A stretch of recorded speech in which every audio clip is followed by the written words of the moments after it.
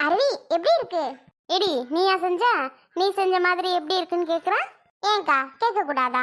அத்தை தான் செஞ்சாங்க, நான்லாம் இல்ல. என்னதான் டாக்டர் ஒரு வேலையை பார்க்க கூடாதுன்னு சொல்லியிருக்காரே. அப்படியா? ஆமாக்கா அப்படிதான் சொல்லியிருக்காங்க. பரவாயில்ல, அப்போ ஒரு வேலை இல்லைன்னு சொல்லு. ஆஹா, அத்தை தான் அவ்வளோ வேலை பார்த்துக்கிறாங்க, எனக்கு எதுவுமே இல்லைங்க. ஜாலி தாண்டி. ஐயோ, இவங்க மட்டும் இங்க வேலை வெட்டி பார்த்து கிழிக்கிறாவ. மல்லிகாக்கா தானே எல்லாம் பார்க்குறாங்க. ஏய் சும்மா சொன்னேன்டி. அலிகானே, சரி டக்குன்னு சாப்பிட்டு நாங்கள் கிளம்புறோம். டைம் ஆயிட்டே இருக்கு. கிளம்புங்க கிளம்புங்க, நேரம் கல்யாண வீடே போய் சேர்ந்துருப்பீங்க. நான் தான் இடையில வந்து ரொம்ப டிஸ்டர்ப் பண்ணிட்டேன்னு நினைக்கிறேன். சரி சரி கிளம்புங்க பார்த்து. ஐயோ அருவி, அப்படியெல்லாம் இல்லைங்க. இல்லைங்க, டிஸ்டர்ப் பண்ணிட்டேன்னா ஆமா போயிருப்பீங்க. இன்னும் இவ்வளோ லேட் ஆயிடுச்சு, அதுக்கு சொல்றேன். நீங்க வந்ததுனாலலாம் ஒன்றும் இல்லை. இப்போ அருவி பாயசம் சாப்பிட்டால நீங்க வந்ததுனால. என்னங்க நீங்க எது சொன்னாலும் தப்பாவே புரிஞ்சுக்கிறீங்க. சரி சரி, தப்பாலாம் புரிஞ்சுக்கல. பார்த்து பத்திரமா என் ஃப்ரெண்டை கூட்டிட்டு போயிட்டு வாங்க. அதெல்லாம் உங்களை விட நாங்கள் நல்லாவே பாசமா இருப்போம். சரிங்க, எப்படியோ அவளை நல்லபடியா பார்த்துக்கிட்டா சரிதான். சரி மல்லிகாக்கா, அவங்களும் கிளம்புறேன்றாங்க, நானும் கிளம்புறேன்க்கா. எடி நான் ஒத்தையில தானே இருக்கேன், இங்க இருந்தா என்ன நீ? ஏக்கா நீ வேற, கௌதம்க்கு தெரியாது நான் வந்தது. திட்ட மாட்டான், ஏன் போனலாம் கேட்க மாட்டான். இருந்தாலும் வீட்டில் இருக்கணும் இல்லையா, அதான் இன்னும் வீட்டுக்கு வரல, அதான் போறேன்க்கா. சரிம்மா. கிருஷ்ணா, இந்த ரோடெல்லாம் மேடும் பள்ளவுமா குண்டும் குழியுமா இருக்கும். அவளை பார்த்து உட்கார வச்சு கூட்டிட்டு போ என்ன. அண்ணி, அதெல்லாம் அருவியை நான் பத்திரமாவே கூட்டிட்டு போயிட்டு வருவேன். சரி நீ வர. அன்பு போயிட்டு வரேங்க. ஏன் போறேன் போறேன் பாயசத்தை சாப்பிடாம போயிடாதீங்க, சாப்பிட்டுட்டு போங்க. அருவி நீயும் தாண்டி. சரி அன்பு. மல்லிகாக்கா அப்ப நானும் போயிட்டு வரேன். சரிதா அன்பு, அடிக்கடி வா வீட்டு பக்கம். நீங்களும் வாங்க, நீங்க நம்ம சொல்லாமலே வருவீங்க. ஏன்னா உங்க மாமியார் அங்க இருக்காங்க பத்தியில, அதனால அடிக்கடி பார்க்க தானே வருவீங்க. நீ வேறடி. ஆமா. வெகுளி பிள்ளையா இருக்கல்லடி அந்த அன்பு. ஆமா மல்லிகாக்கா, அவ சும்மா. ஆனா யாராவது ஏதாவது சொல்றாங்கன்னா ரொம்ப கோவப்படுவா. மற்றபடி அவள்கிட்ட எதுவுமே இருக்காது, ரொம்ப நல்லவ. கோமையிலன்னா ரொம்பவே பாசமா இருக்கா அருவி. நாங்க அப்பதுல இருந்து அப்படிதானாக்கா, என்னைக்கும் பெரியவே மாட்டோம். அதே மாதிரி வேற ஊர் கல்யாணம் பண்ணிட்டு போகாம எங்கிட்ட ஒரே ஊர்லயே இருக்கோம். அதானே, அது எப்படி ரெண்டு பேரும் ஒரே ஊர்ல இருக்கியா? அது என்னன்னு தெரியலக்கா, எங்கிட்ட அமைஞ்சிருச்சு அப்படி. நேரம் இந்த வீட்டுக்கு அன்பு வாக்கப்பட்டு வந்திருக்க வேண்டியவ, என்ன பண்ண நான் வந்து மாட்டிக்கிட்டேன். என்ன சொன்ன?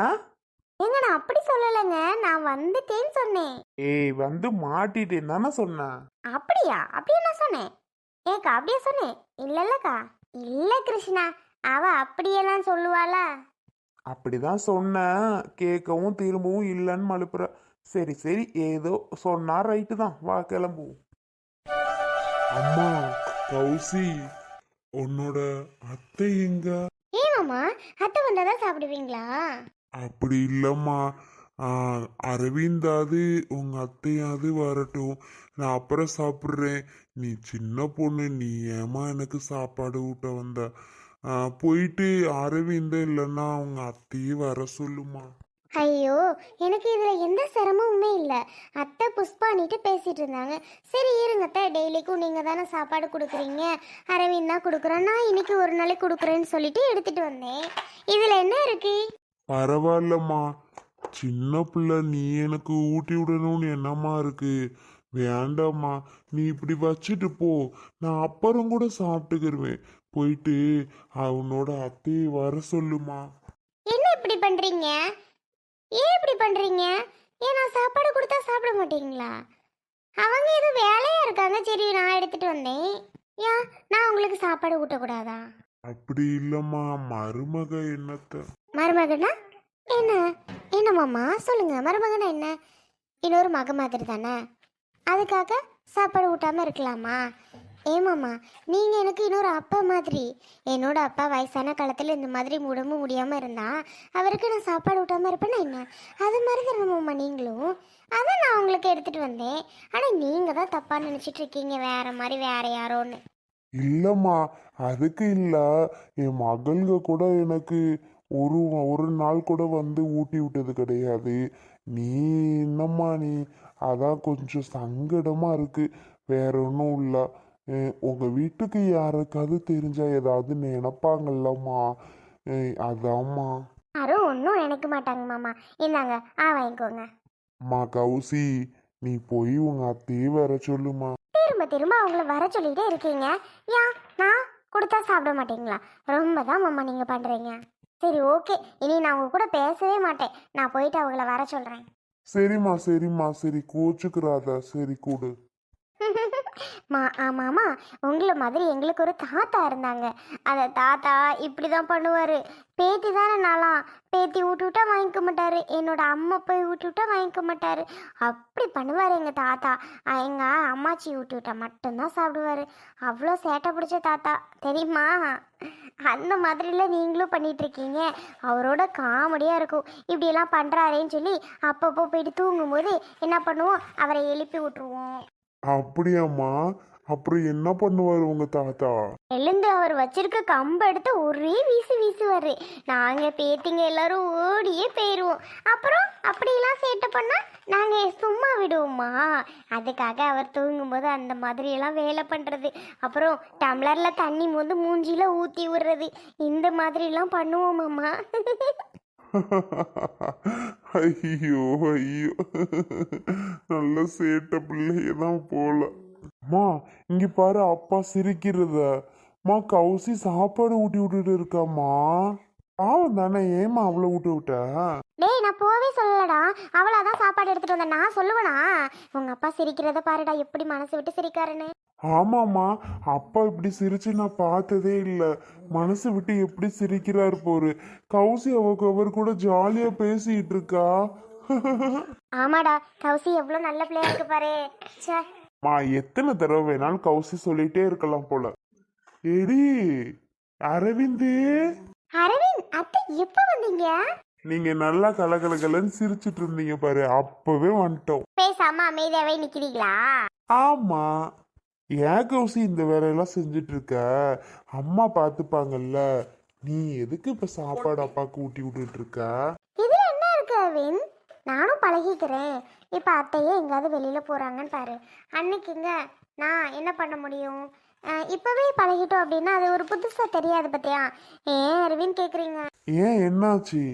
ஏன் அரவிந்த் கேக்குறீங்க? மாமா ஒரு வாய் கூட வாங்க மாட்டேன்ட்டாரு. வாங்க வைக்கிறதுக்குள்ள பெரிய பாடா போச்சு. ஏன்பா வாங்கிக்க மாட்டேன்ட்டீங்க? இல்லடா, என்னதான் இருந்தாலும் மருமக பிள்ளையா, அதான் வாங்கறதுக்கு சங்கடமா இருந்துச்சுன்னு நான் பார்த்தேன். ஆனா கௌசி விடுவேனான்ருச்சு. அப்படிலாம் சொல்லாதீங்கப்பா, அவ உங்களுக்கு இன்னொரு மக மாதிரி தானே. அப்புறம் தான் அரவிந்த் அப்படி இப்படி அதை இதை சொல்லி புரிய வைக்கிறதுக்குள்ள பெரும் பாடா போச்சு. மா கௌசி, புஷ்பா கூட இது வரைக்கும் அவருக்கு ஊட்டியே விட்டதில்லம்மா. ஒரு நாள் கூட அவள் கால் நல்லா இருந்தப்போ அப்படிதான். புஷ்பா ஒரு நாள் கூட அவங்க அப்பா பார்க்க கூட வரமாட்டா, கிட்டத்தில் பேசக்கூட. நீ இப்படிலாம் பண்ணவும் அவருக்கு புதுசாக இருக்கும் போல, அதான் வேணாமான்னு சொல்லியிருக்காரு. அப்படியா? புஷ்பா நீ வரமாட்டாங்களா? ஏன்? அவள் அப்படிதாம்மா, அப்படி பண்ணிட்டு தான் அப்படி காலு நடக்க முடியாமல் கிடக்கா. என்னத்த சொல்ல. சரி, அதெல்லாம் ஏன் நமக்கு வீடு, திரும்ப திரும்ப பேசி ஒன்றும் ஆக போகிறதில்ல. பா, கௌசி வேற யாரோ மாதிரி நினைக்காதீங்கப்பா, உங்களோட பொண்ணு மாதிரி நினச்சிக்கோங்க. உங்களை நல்லா பார்த்துப்பாப்பா. ஆனா கௌசி, உன்னோட அம்மாக்கெல்லாம் தெரிஞ்சா கவலைப்படுவாங்க கௌசி. சும்மா திட்டினாலும் திட்டுவாங்க. என் பொண்ணை உங்க அப்பாக்கெல்லாம் சாப்பாடு விட்டுருக்கு, என் பொண்ணா கிடைச்சா அப்படி இப்படின்னு. தேவையா? வேணா கௌசி இந்த வேலை. அப்பாவை அம்மா பார்த்துக்குவாங்க, நீ வா. யார் திட்ட போறா? ஏன்? எதுக்கு அரவிந்த் எங்க அம்மா திட்ட போறாங்க? அதெல்லாம் ஒன்றும் திட்ட மாட்டாங்க. நீ இப்போ இதுல என்ன இருக்கு அரவிந்த்? அவரும் என்னோட அப்பா தானே. மாமனார்னா அது என்ன வேற யாரோ மாதிரியா? அப்படிலாம் ஒன்றும் கிடையாது. அவரும் எனக்கு இன்னொரு அப்பா மாதிரி தான். நீ போ பேசாம. என்னமாம்மா? இங்க பாருடா அரவிந்து, உங்க அம்மா கூட எனக்கு சோறு ஊட்ட வந்தா, லவக்குன்னு சாப்பிடுங்க, லவக்குன்னு சாப்பிடுங்க, சீக்கிரம் மெல்லி தின்னுங்க, சீக்கிரம் தின்னுங்க, எனக்கு வேலை கிடக்கு வேலை கிடக்குன்னு அதை மட்டும்தான் சொல்லுவா. வேற ஒரு பேச்சு வாய் பேச்சு நல்ல பேச்சு பேச மாட்டா. எதுவும் திட்டுறது தான். லவக்குன்னு சாப்பிட மாட்டீங்களாம்பா, தண்ணியை ஊத்தாம குடிங்கம்பா, அதை பண்ணுங்க இதை பண்ணி இப்படி வீட்டை வச்சிருக்கிய பண்ணியிருக்கியன்னு ஏதாவது சொல்லுவாப்பா.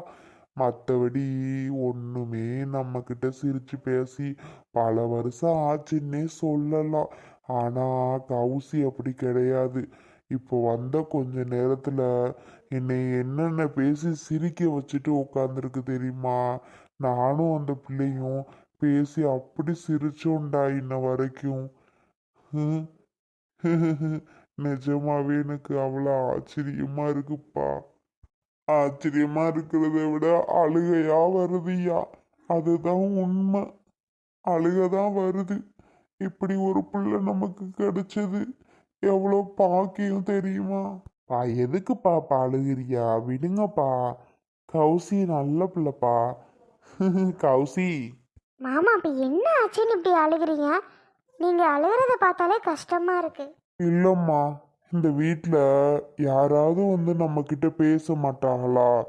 ஏன் என்னோட பேர பேத்திய கூடம்மா ஒரு நாள் வந்து தாத்தா அப்படி தாத்தா இப்படி தாத்தா அதுக்கு பாருங்க ஏதாவது ஒரு கொண்டுகிட்டு கொடுத்துட்டு ஒரே தட்டு ஓடி போயிருங்க.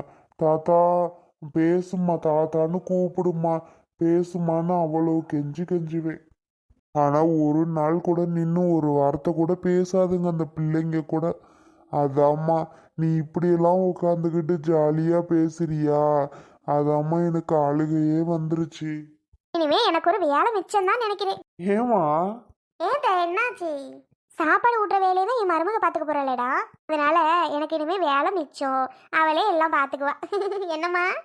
இதுல என்னத்த இருக்கு? மாமாவுக்கு சாப்பாடு கொடுக்கறது எனக்கு சந்தோஷம்தான். அதெல்லாம் அசால்ட்டா பாத்துருவாமா கௌசி, நீ கவலையே படாத. ஏப்பா அப்ப கூலி வேலைக்கு இங்கே நான் கூப்பிட்றாங்களே, நான் போயிட்டு வரவா? இது உங்க அப்பாவையும் அக்காவையும் பார்த்துக்கிறதுனாலே எனக்கு நேரம் சரியா போகுதியா. அதனால வேலைக்கு கூட போக முடியல. இப்போதான் கௌசி வேலைக்கு போனால் நிம்மதியாக இருந்தோம். அவள் மாசமா இருக்கவும் வேலைக்கு போகக்கூடாது. நானாவது நான் கூலி வேலைக்கு போயிட்டு வர்றையா, அதான் அவள் பார்த்துக்குவாள்ல. உடனே கேப்பு கிடைச்சோன்னு வேலை கிளம்புறீங்களாக்கோ? அப்படி இல்லடா, வீட்லயே இருந்து என்ன பண்றது? நான் ஒரு வேலைக்கு போனேன் அப்படின்னா கொஞ்சம் குடும்ப செலவு பார்த்துக்கிடுவேன் பண்ணிக்கிடுவேன். அதுக்கு தயா சொல்றேன்.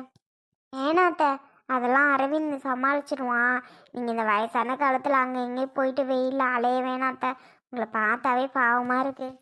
அப்புறம் என்ன, அதான் மருமகளே சொல்லியாச்சு. நீ எதுக்கு அங்க இங்க போயிட்டு இருக்க? பேசாம இருமா வீட்டில். ஆமா.